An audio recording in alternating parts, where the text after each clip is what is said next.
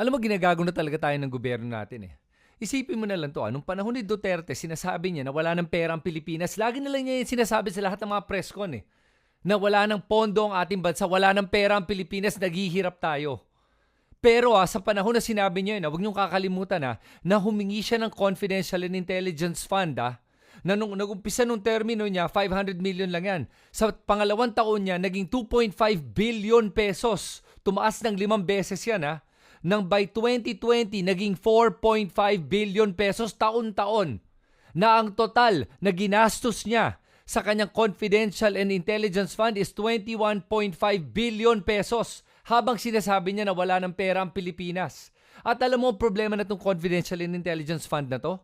Hindi niya kailangan panagutan kung saan niya ginastos yung pera.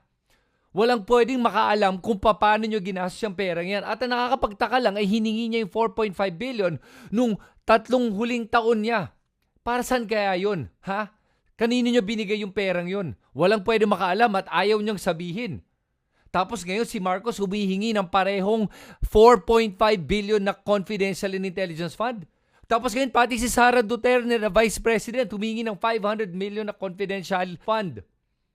Kasi ang problema ng Confidential and Intelligence Fund ay hindi nila kailangan sabihin kung saan nila ito ginagastos. Imbis na maging lalong transparent ang gobyerno natin kung saan ginagastos ang pera ng bayan, lalo nagiging less transparent. Lalo nilang tinatago at pinapakita sa ating lahat na wala tayong karapatan malaman kung saan ginagastos yung mga perang yan.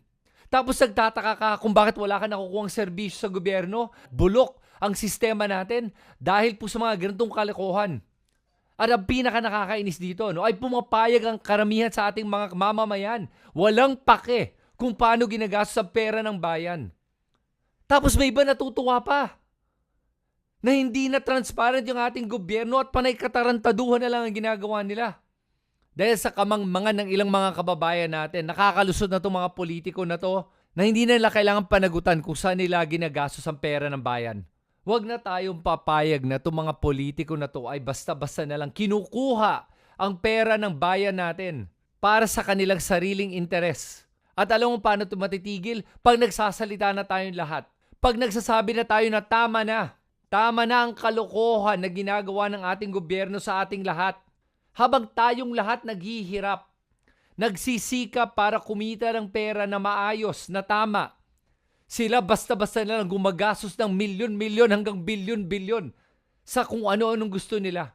At hindi nila kailangan sabihin sa iyo kung saan nila ginagastos yung perang yan. Yan ang problema.